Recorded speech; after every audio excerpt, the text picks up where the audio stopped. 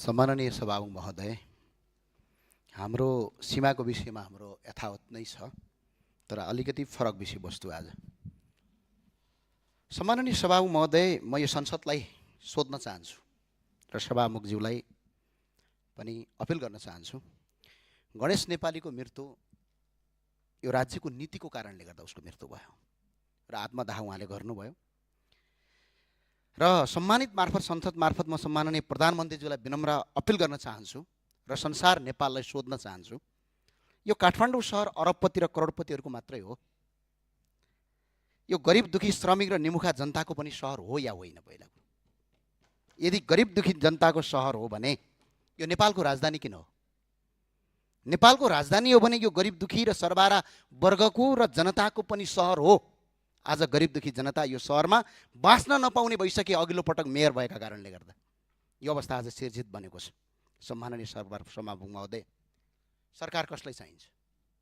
सरकार अरबपतिलाई चाहिँदैन सम्माननीय सभामुख महोदय, र करोडपतिलाई पनि सरकार चाहिँदैन। उनीहरूलाई त्यति आवश्यक हुँदैन सरकारको।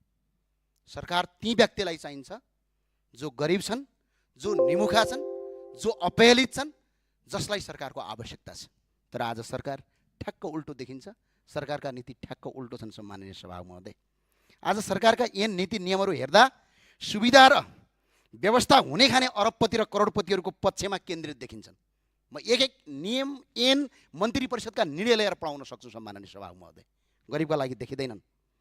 जसको खल्तीकोमा पैसा छ उसले नेपालमा बाँच्न पाउँछ, तर जसको खल्तीमा पैसा छैन उसको जीवनको कुनै मूल्य छैन भन्ने जस्ता सन्देशहरू सरकारका नीति तथा कार्यक्रमले दिइरहेका छन् सम्माननीय सभामुख महोदय। सम्माननीय सभामुख महोदय, नीति तथा कार्यक्रम यस्तो नबनाऊ जुन जनताले थेक्न सक्ने होस्, यस्तो बनाऊ जुन जनताले थेक्न सक्ने होस्। आफ्नो घरबार बेचेर राज्यको जरिवाना तिर्नुपर्ने कानुनले न राज्य सुरक्षित हुन्छ न जनताको जीवन सुरक्षित हुन्छ सम्माननीय सभामुख महोदय। यो युरोप होइन, यो नेपाल हो। यहाँ सबै अरबपति छैनन्, सबै करोडपति छैनन् सम्माननीय सभामुख महोदय। सम्माननीय सभामुख महोदय, हामी युरोपका देशभन्दा बढी कर तिर्छौँ, तर सुविधा भन्ने हामीले कस्तो पाउँछौँ? सोमालियाको भन्दा तल्लो स्तरको सुविधा पाउँछौँ। त्यही भएको हुनाले सम्माननीय सभामुख महोदय, आज नागरिकले औसत 40% भन्दा बढी हिस्सा करमा तिर्छन् अहिले पनि गएर। तर के दियौँ त हामीले? राज्यले के दिन्छ हामीलाई? 40% कर दिँदा न त शिक्षा निशुल्क दिन्छ, न त स्वास्थ्य निशुल्क दिन्छ, न त गतिल्लो बाटो दिन्छ, न त पार्किङ गर्ने कुनै व्यवस्था दिन्छ। तर राज्यले करमाथि कर मात्र लिएपछि अनि यो देश कसरी बन्छ सम्माननीय सभामुख महोदय? तर रोड ट्याक्सदेखि लिएर हरेक ट्याक्स गर्ने हो भने अहिले 296% राज्यले कर सलोपर गर्छ, तर सुविधा केही पनि छैन। अनि तर यसको बदलामा के पाउँछ? मृत्यु पाउँछ सम्माननीय सभामुख महोदय, आत्महत्या पाउँछ, जो गणेश नेपालीको हिस्सामा हिजो भयो। सम्माननीय सभामुख मार्फत गृहमन्त्रीज्यूलाई भन्न चाहन्छु, तपाईँ गृहमन्त्री हो कि कन्टेन्ट क्रिएटर हो? गृहमन्त्रीले हिजो फिल्मको नायक जस्तै मिडिया घेरेर, चलचित्रको नायक जस्तै कहिले एयरपोर्ट, कहिले कता, कहिले उता दौडिरहनु भएको थियो पुरै क्यामेरा बोकेर। यदि साँच्चै उपचार गर्ने उद्देश्य यदि थियो भने आज गणेश नेपालीको मृत्यु हुँदैन थियो सम्माननीय सभामुख महोदय। आज उनको जीवन बाँच्ने थियो। हामीलाई क्यामेरामा गृहमन्त्री कहाँ हिँड्यो, आज गृहमन्त्रीले युट्युबहरू कति चलायो, आज युट्युबमा कन्टेन्ट कति क्रिएटर गर्यो, त्यो महत्त्वपूर्ण कुरा होइन। महत्त्वपूर्ण कुरा गृहमन्त्रीको आदेशबाट जनताको जीवन बाँच्यो कि बाँचेन भन्ने कुरा हो। आज सुविधा सम्पन्न अस्पतालमा बेलैमा उपचार गरिदिएको भए, एयर एम्बुलेन्सहरू पुर्याइदिएको भए, त्यो एयरपोर्टमा दौडिनुको सट्टा एउटा प्लेन मात्र एयरपोर्टमा पठाएर दिल्ली जान कति लाग्छ? 2 घन्टा सम्माननीय सभामुख महोदय। आज ऊ मान्छे गणेश नेपालीको जीवन बाँच्थ्यो, तर के भयो? कन्टेन्ट क्रिएटर, लाइक, भ्युज पाउनका लागि गरिने गतिविधिले त्यो एकछिन त मान्छेले वाह वाह भन्ला, तर गन्तव्यमा यसले घाटा नै गर्छ सम्माननीय सभामुख महोदय। त्यही भएर सम्माननीय सभामुख मार्फत गृहमन्त्रीलाई जिम्मेवारी बन्न, कन्टेन्ट क्रिएटर नबनी देशको वास्तविक गृहमन्त्री बन्न म अनुरोध गर्न चाहन्छु। र गृहमन्त्री र मन्त्रीज्यूहरूलाई सडकमा चटक देखाउने होइन, काम गर्नका लागि आदेश दिने हो।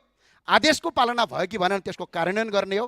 हिजो सडकमा प्रदर्शन गर्नुभन्दा गणेश नेपाललाई राति नै हेलिकप्टर मार्फत उद्धार गरी नेपाल वायुसेना निगमको जहाजबाट एम्बुलेन्सबाट दिल्ली पुर्याइदिएको भए यो अवस्था हुँदैन थियो सम्माननीय सभामुख महोदय।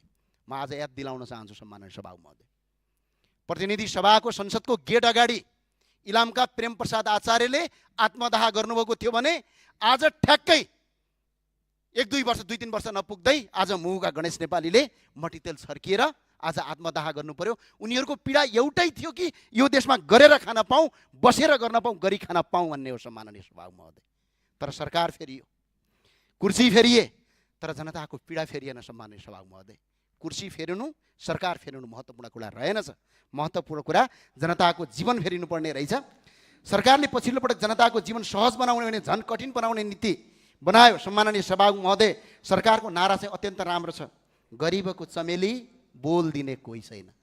बोल्न दे सरकार, बोल्न दे सरकार, मनको कुरा खोल्न दे सरकार। तर आज गरिब दुखी जनतालाई सरकारले करमाथि कर थपेर आज बिजोको अवस्था पुर्याएको छ। आफ्नो सम्माननीय सभामुख महोदय, सदस्य भनाइ छोट्यौँ, मैले सकिहालेँ सम्माननीय सभामुख महोदय। सम्माननीय सभामुख महोदय, म आज सरकारलाई सोध्न चाहन्छु, ठेलागाडामा व्यापार गरेर जीविकोपार्जन गर्नेहरूको व्यवस्थापन कहाँ छ? पठाउ र ट्याक्सी जस्ता सेयर राइडिङहरू चलाएर दैनिक जीविकोपार्जन गर्नेहरूको पार्किङ कहाँ छ? सम्माननीय सभामुख महोदय, सडकमा बसेर व्यापार गर्नुपर्छ भन्ने मान्यता छैन, तर ती नागरिकका लागि वैकल्पिक व्यवस्था किन गरिएन? उनीहरूलाई व्यवस्थित स्थान किन उपलब्ध गराइएन? जीविकोपार्जन गर्ने वातावरण किन सिर्जना गरिएन? यही प्रश्नको जवाफ यो सरकारलाई, जनतालाई दिनुपर्छ सम्माननीय सभामुख महोदय। यो सरकारलाई 100 दिनमै सबै काम पुरा गर भन्न खोजेको होइन मैले, तर कम्तीमा जनतालाई मार्ने होइन बचाउने नीति ल्याउनुपर्छ। दुर्भाग्यवश सरकारले जनताले पाउँदै आएको गरिब दुखीले इन्सुरेन्स बिमासम्म कटौती गर्यो 100 दिनमा सम्माननीय सभामुख महोदय। त्यही भएर सम्माननीय सभामुख महोदय, सरकारलाई सबै 100 दिनमा गर्न आऊ भन्न आएको होइन, तर हिजो स्थानीय सरकारको प्रमुख हुँदा काठमाडौँमा गरिबलाई बाँच्न गाह्रो भयो। आज त्यसको परिणाम हामीले भोगिरहेका छौँ सम्माननीय सभामुख महोदय।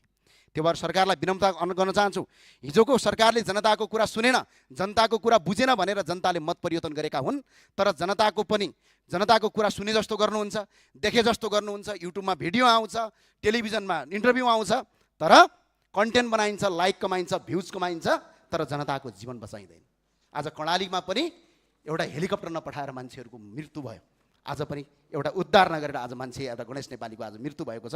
त्यही भएर सम्माननीय सभामुख महोदय, आज यदि गणेश नेपाली जीवित हुनुहुन्थ्यो, यदि सरकारले बेलामा उद्धार गरेको भए, गरिबको चमेली बोल दिने कोही छैन, मलाई बोल्न दे सरकार, मनको कुरा खोल्न दे सरकार भन्ने सरकारलाई गरिब दुखी जनताको आँसु पुछिदे सरकार भन्छु। धन्यवाद। जय राष्ट्रवाद, जय नेपाल।